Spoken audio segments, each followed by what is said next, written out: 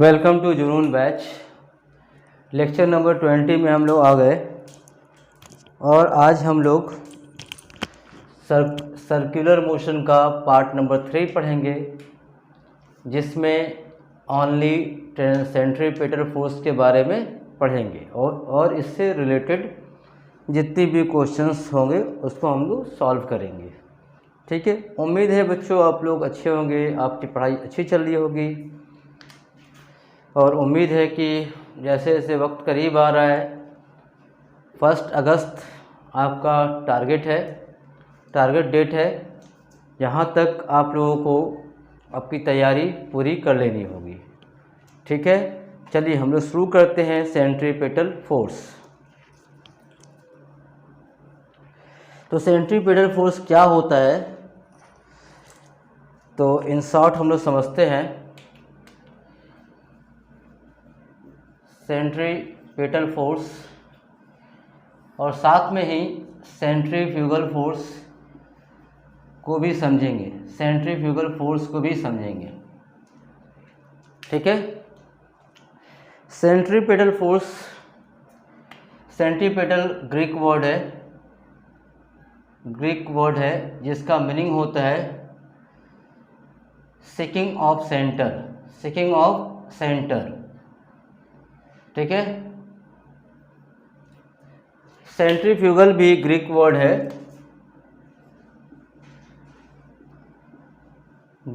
है और इसका मीनिंग होता है अवे फ्रॉम सेंटर। हम लोग का जो लास्ट वीडियो था उसमें थोड़ा सा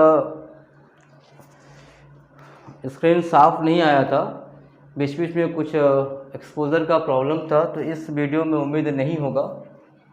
ठीक है, तो सेंट्रीपेटल फोर्स का फॉर्मूला होता है, अगर कोई भी सपोज कीजिए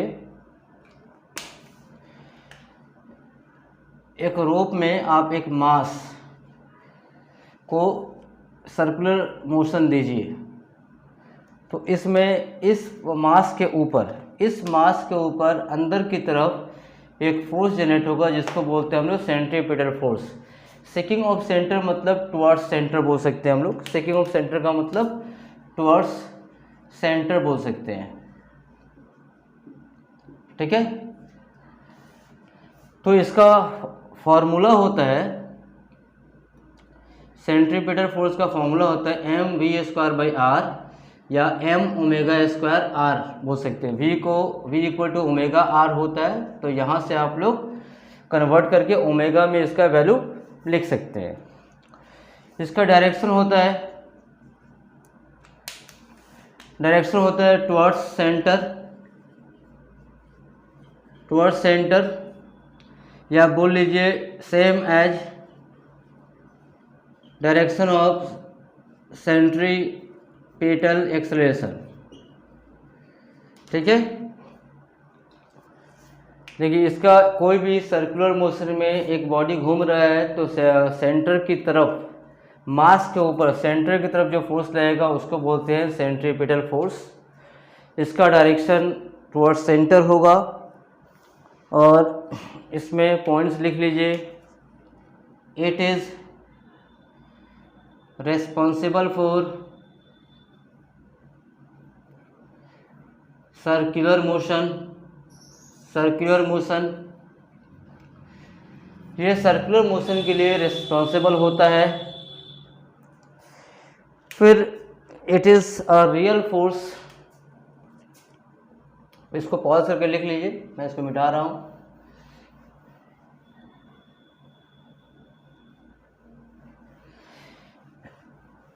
it is a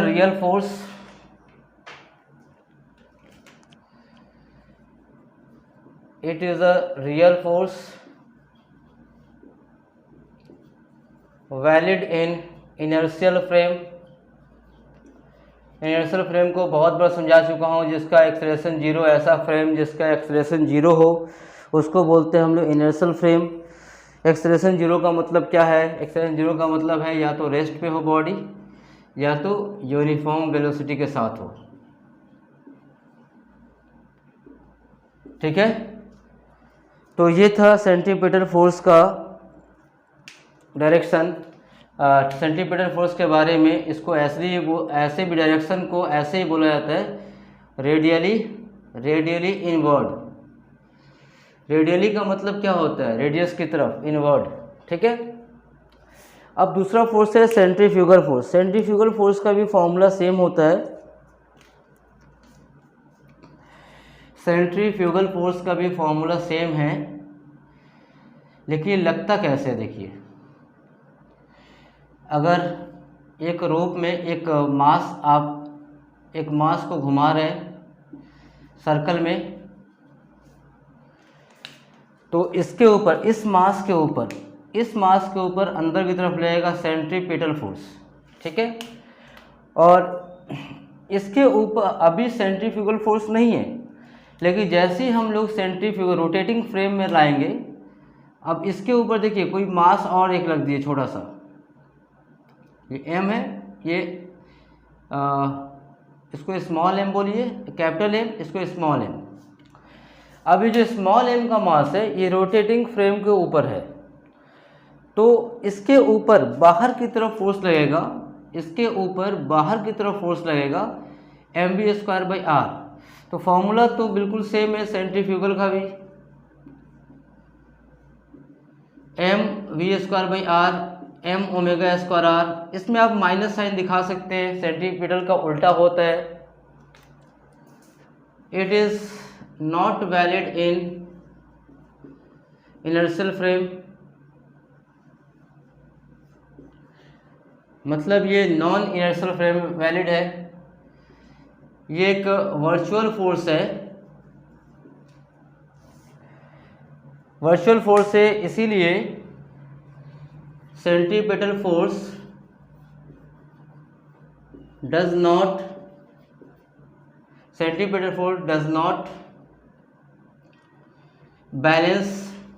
balances centrifugal force. ये बहुत सारा मिसकन्फ्यूज़न है कि सेंट्रीपिटल फोर्स सेंट्रीफ्यूगल फोर्स को बैलेंस करता है, लेकिन ऐसा नहीं है। सेंट्रीपिटल फोर्स सेंट्रीफ्यूगल फोर्स को बैलेंस नहीं करता है। इसलिए नहीं करता है कि आप इसमें देखिए कि जो सेंट्रीपिटल फोर्स है वो काम करता है, वो इस पर लग रहा है, इस मास पर लग रहा है, रोटेट कर रहा है। अब रोटेटिंग फ्रेम के ऊपर कोई मार सकते हैं, मतलब नॉन इनर्शियल फ्रेम में रख रहे हैं, मतलब नॉन इनर्शियल फ्रेम में आप कोई चीज़ रख रहे हैं, रोटेटिंग नॉन इनर्शियल फ्रेम, तो उसके ऊपर काम कर रहा है सेंट्रीफ्यूगल। तो दोनों देखिए अलग अलग, सेंट्रीपिटल अलग अलग बॉडीज़ पे काम कर रहा है, इसीलिए ये एक दूसरे को बैलेंस नहीं करता है। फॉर्मूला दो are equal but not balancing each other, because both are not working on the same body, both are working on the different bodies, ठीक है। ऐसे भी एक रियल फोर्स है, एक वर्चुअल फोर्स है। इसका डायरेक्शन को हम लोग बोलते हैं रेडियली आउटवर्ड।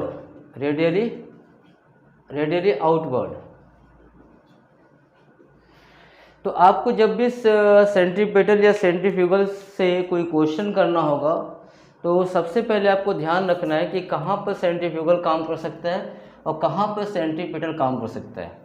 अगर ये आपको पता नहीं है तो फॉर्मूला अप्लाई करने में आपको प्रॉब्लम होगा, ठीक है। तो यहाँ से आप बिल्कुल दोनों का डिफरेंस समझ चुके हैं। जैसे सपोज कीजिए सेंट्रीफ्यूगल का कुछ एग्जांपल दे रहा हूँ, सेंट्रीफ्यूगल का फोर्स का, जिससे आपको कुछ क्लियर हो जाए। सेंट्रीपिटल के तो बहुत सारे एग्जांपल है, हम लोग आएंगे बाद में। सेंट्रीफ्यूगल का एग्जांपल देता हूँ। जैसे एक फैन है, फैन ऐसे रोटेट कर रहा है, इस तरह से रोटेट कर रहा है। फैन क्या है? रोटेट कर रहा है, रोटेटिंग फ्रेम में है। इसके ऊपर अगर कहीं पर आप एक दूसरे मास को प्लेस करते हैं, तो आप ये घर में भी ऑब्जर्व कर सकते हैं कि ये मास क्या होगा, बाहर की तरफ, जैसे आप फैन स्टार्ट करेंगे बाहर की तरफ मूव कर जाएगा। क्यों मूव करेगा? क्योंकि रोटेटिंग फ्रेम के ऊपर कोई बॉडी रखते हैं तो वो उसके ऊपर सेंट्रीफ्यूगल फोर्स लगेगा, क्योंकि ये जो मास m है, मास m is in non inertial rotating frame में है, नॉन इनर्शियल रोटेटिंग फ्रेम में है, तब इससे बाहर की तरफ सेंट्रीफ्यूगल फोर्स लगेगा और ये गिर जाएगा। इसी तरह का एक और एग्जांपल आप देख सकते हैं। आपने देखा होगा क्रीम सेपरेटेड फ्रॉम, क्रीम या बटर बोलिए, सेपरेटेड फ्रॉम मिल्क, दूध से क्रीम का सेपरेट होना, ये भी एक सेंट्रीफ्यूगल फोर्स का ही एग्जांपल है। सपोज कीजिए आपने इसमें मिल्क रखा हुआ है और इसको आप लोग 1 to 1 2 एक्शन दे रहे हैं। 1 2 एक्शन का मतलब है, इसको बोलते हैं जैसे वॉशिंग मशीन में होता है, ऐसे ऐसे एक्शन घुमा रहे हैं, रोटेट करा रहे हैं, पूरे मिल्क को आप रोटेट करा रहे हैं, ठीक है। तो रोटेट कराने से क्या होता है कि ये पूरा मिल्क घूम रहा है, तो उसमें उसके ऊपर मिल्क में जो पार्टिकल्स है, मिल्क के पार्टिकल्स के ऊपर, मिल्क के पार्टिकल्स क्या हो गए, वो आपका रोटेटिंग फ्रेम में आ गए, तो उसके ऊपर सेंट्रीफ्यूगल फोर्स लगेगा।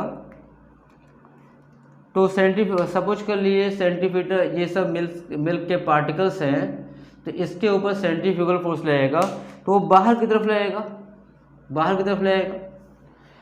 तो देखिए जाके ये सारे वॉल पे जो इसके भारी पार्टिकल्स होंगे, मिल्क में सारे पार्टिकल्स तो एक बराबर नहीं होंगे, कुछ भारी होंगे कुछ हल्के होंगे। जो भारी पार्टिकल्स है उसके ऊपर फोर्स ज़्यादा लगेगा, क्योंकि इसमें सेंट्रीफ्यूगल फोर्स का फॉर्मूला क्या है, m ओमेगा स्क्वायर r। जितना m ज़्यादा होगा उतना फोर्स ज़्यादा लगेगा और बाहर की तरफ लगेगा, तो सारे जाके दोनों तरफ दीवार पे जाके जमा हो जाएंगे, और इस तरह से आप मिल्क से क्रीम को सेपरेट कर सकते हैं, निकाल सकते हैं, ठीक है। तो क्रीम क्यों सेपरेट हुआ? क्रीम थोड़ा सा भारी पार्टिकल्स होता है दूध का, तो मिल्क जब घूम रहा है तो उसके अंदर जो भारी पार्टिकल्स होंगे वो रोटेटिंग फ्रेम में होंगे और उसको बाहर की तरफ फोर्स लगेगा सेंट्रीफ्यूगल, तो बाहर की तरफ सारे दीवार पे, वॉल पे आके, ये वॉल है इसका, वॉल पे आके जमा हो जाएंगे। तो इस तरह से हम लोग मिल्क से क्रीम को सेपरेट कर लेते हैं। तो ये रहा आपका सेंट्रीफ्यूगल फोर्स का एग्जाम्पल। पहले सेंट्रीपेटल एक्सेलरेशन से एक बहुत ही अच्छा क्वेश्चन है जो एक बच्चे ने पूछा है, पहले मैं उसको सॉल्व कर देता हूँ, फिर सेंट्रीफ्यूगल फोर्स की तरफ, सेंट्रीपेटल फोर्स की तरफ चलूँगा। उसका बहुत सारा एग्जांपल है, उसको समझने की कोशिश करेंगे हम लोग। ये दिया हुआ कि एक फिगर है जिसमें एक सर्कल का रेडियस 10 मीटर है, एक पार्टिकल एंटी क्लॉकवाइज डायरेक्शन में मूव कर रहा है। The acceleration vector is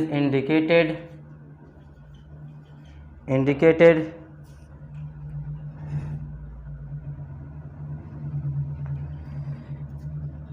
at a specific time, specific time. Find the value of v at this time. तो क्वेश्चन क्या दिया हुआ है आप लोग देखिए, क्वेश्चन पढ़ने के बाद आप लोग इसको पॉज करके खुद सॉल्व कीजिएगा, फिर सॉल्यूशन आप देखिएगा, ठीक है। बहुत ही अच्छा क्वेश्चन है।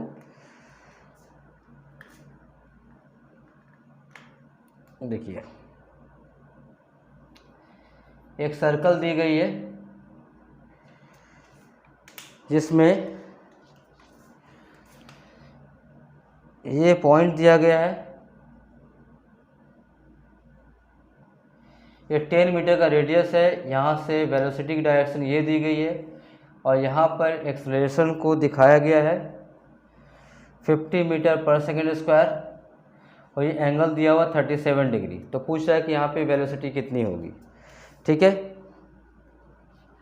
तो ये क्वेश्चन में आप क्या करेंगे, आपको v फाइंड करना है और ये एक्सेलरेशन का डायरेक्शन दिया हुआ है। तो आप क्या कीजिए, आप इस डायरेक्शन में इसका कंपोनेंट निकालिए। इस डायरेक्शन में जो भी आएगा वो सेंट्रीपेटल एक्सेलरेशन आएगा टुवर्ड सेंटर, ठीक है, सेंट्रीपेटल एक्सेलरेशन आएगा। तो ये वाला कंपोनेंट AC क्या होगा, AC हो जाएगा 50 cos ऑफ 37 डिग्री। तो cos 37 का वैल्यू आपको पता है 3, 4, 5 होगा, ठीक है, 3, 4, 5 होगा। तो cos 37 4/5, ये कट के कितना मिलेगा 40 मीटर पर सेकेंड स्क्वायर। तो सेंटीपिटल एक्सेलरेशन जब मिल गया आपको, तो आपका सेंटीपिटल एक्सेलरेशन का फॉर्मूला क्या है, v²/r। तो अब यहाँ से आप सेंटीपिटल एक्सेलरेशन को लिखिए 40 और v²/r, r का वैल्यू 10 है, तो क्या आएगा v² = 400, तो v = 20 मीटर पर सेकेंड इसका आंसर हो जाएगा, ठीक है। तो इसको आप खुद से पहले सॉल्व कीजिएगा, फिर सॉल्यूशन देखिएगा। अब हम लोग आगे बढ़ते हैं सेंटीपिटल फोर्स का कॉन्सेप्ट का, उसका एग्जांपल के बारे में, उसके कॉन्सेप्ट समझेंगे। अब सेंटीपिटल फोर्स का कुछ हम लोग कैलकुलेशन करेंगे। इसको कैलकुलेशन के लिए ऐसे इस चीज़ को दिमाग में रखिए कि it is the resultant of the existing force along the centre की तरफ। तो सेंटर की तरफ अगर कोई फोर्स लगता है तो उसको बोलते हैं सेंटीपिटल फोर्स, और उसमें टेंजेंट की तरफ जो लगेगा उसको बोल देंगे टेंजेंशियल फोर्स। उसका फॉर्मूला आएगा ये mdv/dt। एक एग्जांपल देखते हैं कि एक रोप में एक मास को सर्कुलर मोशन दिया जा रहा है, तो टेंशन अंदर की तरफ होगा, इसका वेट नीचे आएगा, इसका component mg cos θ mg sin θ। तो यहाँ पर सेंटीपिटल फोर्स क्या होगा, सेंटीपिटल फोर्स हो जाएगा, अंदर की तरफ मूव कर रहा है ये, t - mg cos θ, t - mg cos θ। तो इसको लिखेंगे हम लोग mv²/r। सॉल्यूशन जब करेंगे तो इस तरह से हम लोग इक्वेशन फॉर्म कर लेंगे, t - cos mg cos θ centre की तरफ एग्जिस्टिंग फोर्स है, तो ये सेंटीपिटल फोर्स के बराबर होगा। इसको पहले इक्वेशन फॉर्म कर लेंगे, फिर सॉल्व करेंगे।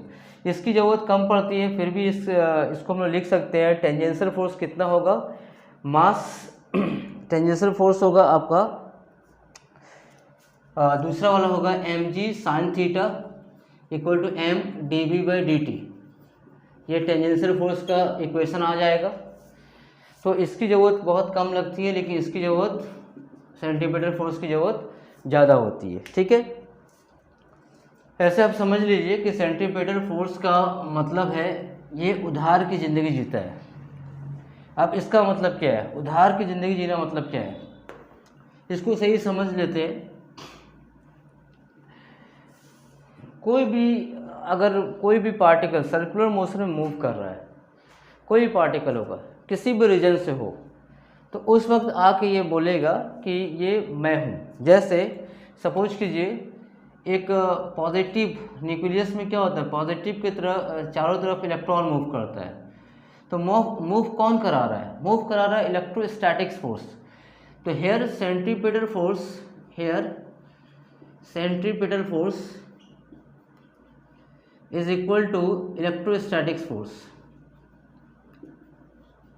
ठीक है, फोर्स। इसी तरह ढेरों एग्जाम्पल है, आप और एग्जाम्पल ले सकते हैं। सन के चारों तरफ अर्थ घूम रहा है, तो कौन घुमा रहा है इसको, सन के चारों तरफ अर्थ को कौन घुमा रहा है, तो ग्रेविटेशनल फोर्स। तो here centripetal force equal to gravitational force, ठीक है। फिर देखिए बहुत सारे एग्जांपल्स हैं, कहीं भी सपोज कि एक सर्कुलर रोड है और इस पर आप ऐसे घूम रहे हैं, यानी कि इस रेडियस के चारों तरफ ऐसे घूम रहे हैं, इस रेडियस के चारों तरफ घूम रहे हैं। तो जब भी कहीं सर्कुलर मोशन होगा तो वहाँ पे सेंट्रीपिटल फोर्स आ जाएगा, प्रोवाइड कोई भी करे। तो यहाँ पे प्रोवाइड कौन किया, फ्रिक्शन। हेयर फ्रिक्शन प्रोवाइड्स या इक्वल टू सेंट्रीपिटल फोर्स। इसीलिए मैंने बोला उधार का ज़िंदगी ये जीता है। ऐसे बहुत ढेरों एग्जांपल्स हैं। यहाँ कोई भी फोर्स जो किसी बॉडी को सर्कुलर मोशन दे तो उस फोर्स को बोलेंगे हम लोग सेंट्रीपिटल फोर्स, ठीक। उस फोर्स को उस वक्त बोलेंगे क्योंकि इलेक्ट्रोस्टैटिक फोर्स सेंट्रीपिटल नहीं है, ग्रेविटेशनल भी सेंट्रीपिटल नहीं है, लेकिन जब ग्रेविटेशन किसी बॉडी को घुमाने का काम आएगा तो उसी को बोलेंगे सेंट्रीपिटल फोर्स है ये।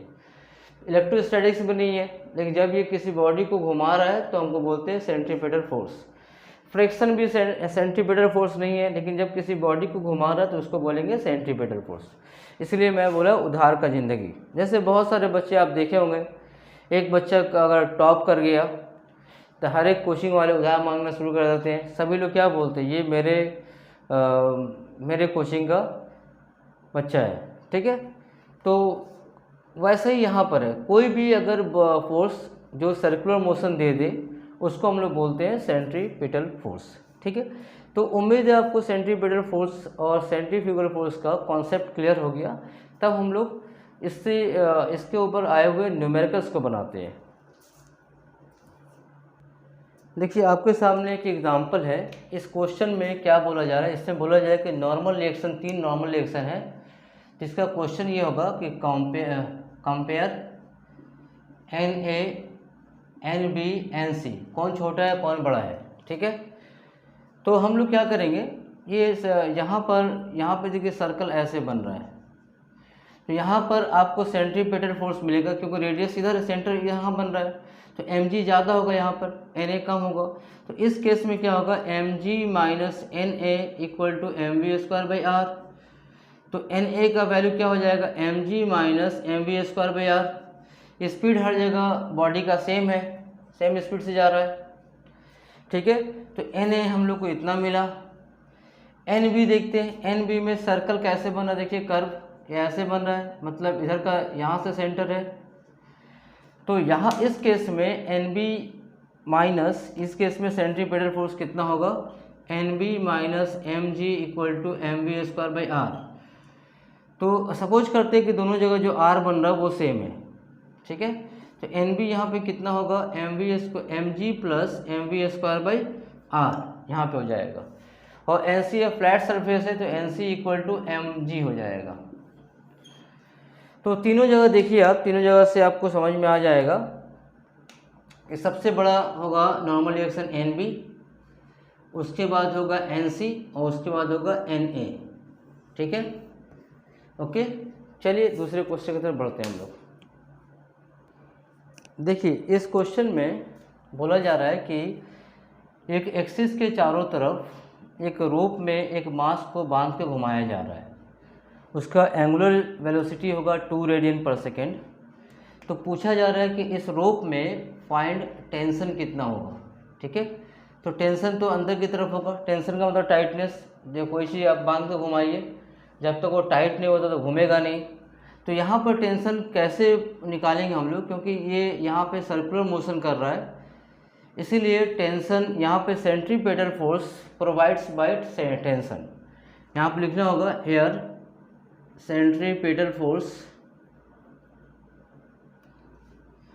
Provided by tension in the रोप।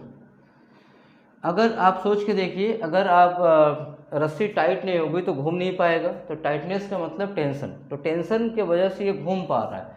तो यहाँ पर टेंशन ही सेंट्रीपिटल फोर्स होगा। तो m⍵²r, तो m कितना दिया 2 kg, ओमेगा 2 का रेडियन स्क्वायर और r 1 मीटर है। तो 4 4 8 8 न्यूटन, ये हम लोग को मिल गया आंसर यहाँ पर टेंशन इन द रोप, ठीक है। अब इसके बाद देखिए बहुत ही अच्छा प्रॉब्लम है, ये AIEEE और नीट दोनों में एम्स में भी क्वेश्चन आया है। ये एक डिस्क रखा हुआ है, एक डिस्क है, डिस्क ऐसे ओमेगा स्पीड से घूम रहा है, इसके ऊपर एक आपने मास रख दिया।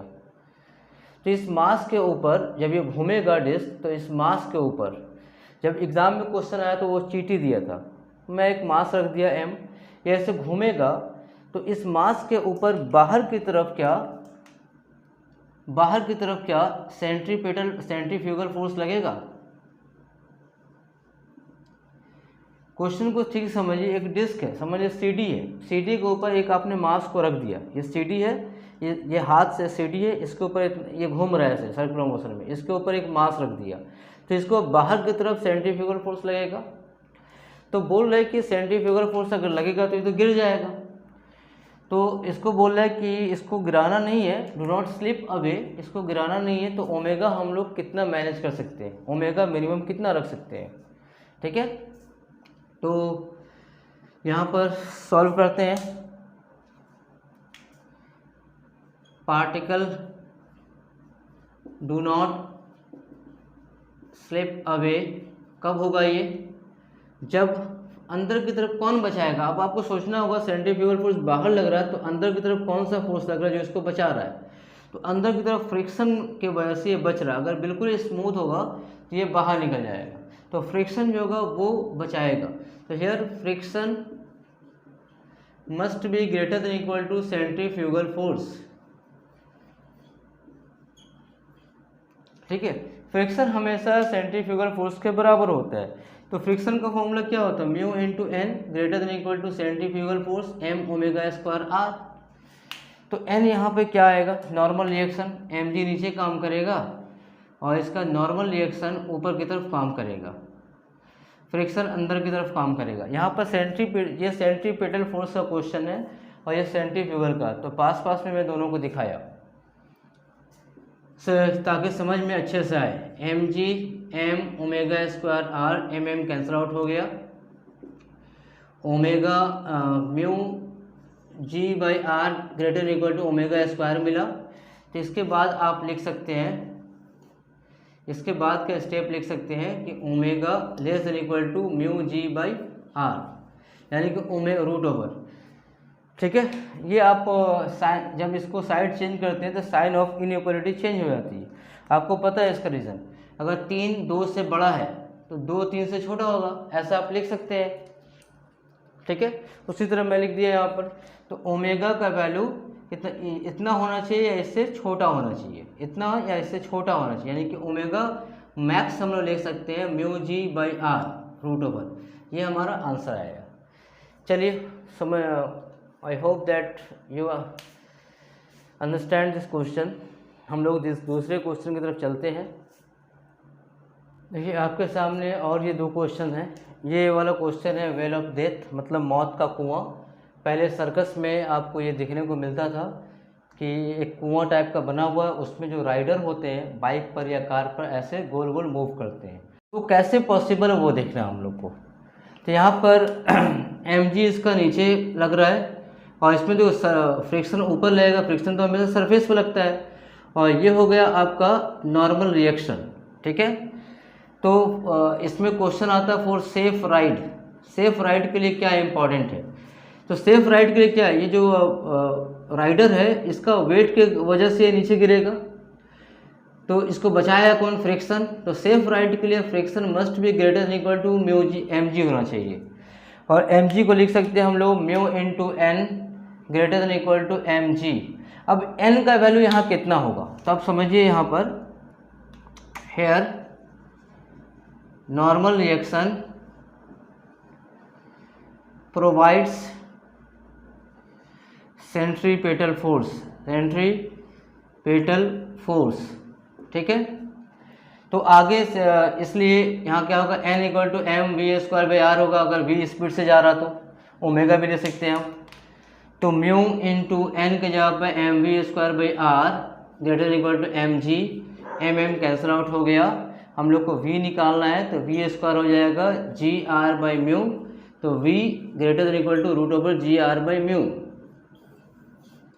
तो जब भी हम लोग सर्कुलर मोशन में ऐसे वेल ऑफ डेथ में कोई राइडर होगा तो उसमें v मिनिमम आ जाएगा root over G R by mu, ये क्राइटेरिया आ जाएगा। तो ये सब डायरेक्ट मैं क्वेश्चन नहीं बना के थ्योरी पढ़ा रहा हूँ, इसलिए कि अगर आप इसमें अगर क्वेश्चन आता है, अगर फॉर्मूला आपको याद है तो डायरेक्ट यूज़ कर सकते हैं। इसमें क्या है, देखिए जी आ रहा है, रेडियस आ रहा है और म्यू आ रहा है, बस इतना ही है। ठीक है, तो ये आपका फॉर्मूला बन गया।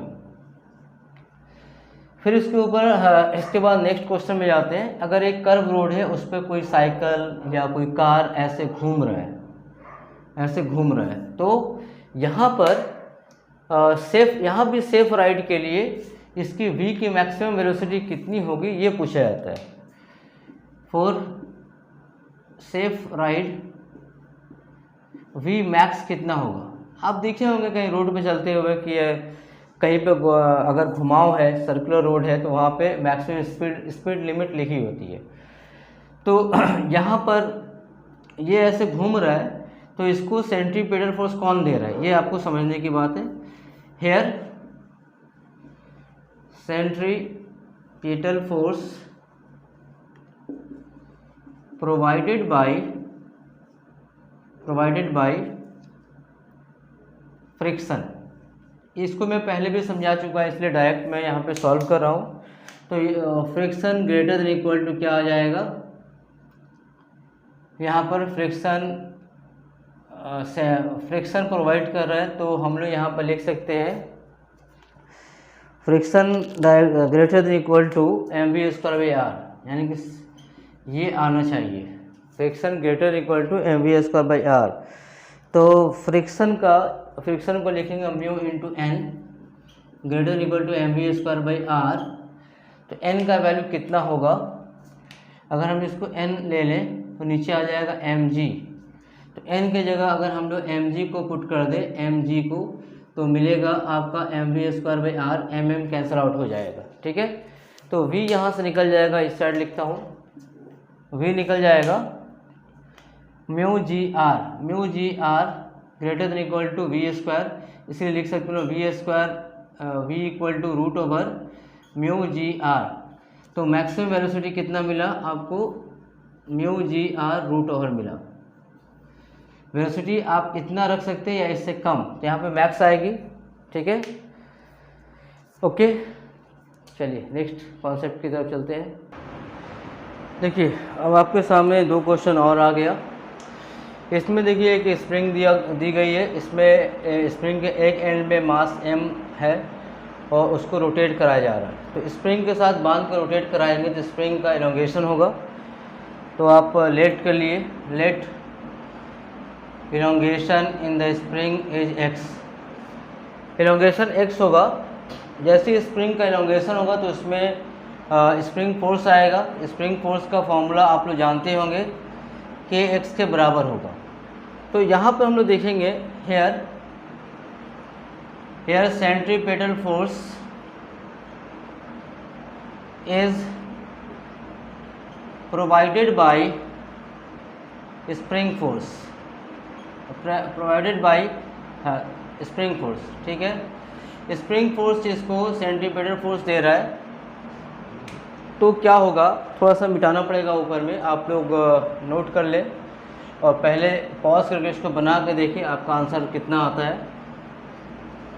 तो स्प्रिंग फोर्स को यहाँ पर आप क्या लिखेंगे, स्प्रिंग फोर्स के x हो जाएगा और सेंट्रीपेटल फोर्स देखिए ओमेगा दिया हुआ तो m ओमेगा स्क्वायर r, ये r कितना का बराबर होगा, l प्लस एक्स, क्यों l तो इसका नेचुरल लेंथ था और x एलोंगेट हो गया तो r के जगह पे आ जाएगा l प्लस एक्स। तो हम लोग को निकालना था कि इलोंगेशन कितना आएगा, ठीक है। तो यहाँ से सॉल्व कर लेते हैं। इलोंगेशन कितना आएगा, के x m omega square l plus m omega square x। तो x को हम लोग अगर इस साइड पे लेके आते हैं तो m ओमेगा स्क्वायर l, तो x का वैल्यू आ जाएगा m omega square l by x common निकलेगा तो k minus m omega square, ये हम लोग को आंसर मिल जाएगा, ठीक है। तो आपको ये आंसर मिल गया m omega square l by k minus m omega square, ठीक है। अब हम लोग चलते हैं अगले क्वेश्चन की तरफ। आज का लेक्चर का ये लास्ट क्वेश्चन होगा, ये भी बहुत ही अच्छा क्वेश्चन है। इसको आप देखें कि एक टेबल के ऊपर, पहले आप क्वेश्चन समझ ले ठीक से। एक टेबल के ऊपर एक मास स्मॉल m इसको हॉरिजॉन्टली घुमाया जा रहा है, उसके साथ एक थ्रेड के साथ एक मास m हैंग है और बोला जा रहा है कि मास m को स्टेडी रखना है। तो क्या पूछा जा रहा है इसमें, speed of the rotation, rotation का स्पीड क्या होगा, मतलब v निकालना है, वेलोसिटी निकालनी है। तो इसको हम लोग बनाते हैं, आप लोग पॉज करके पहले बना के देखिए।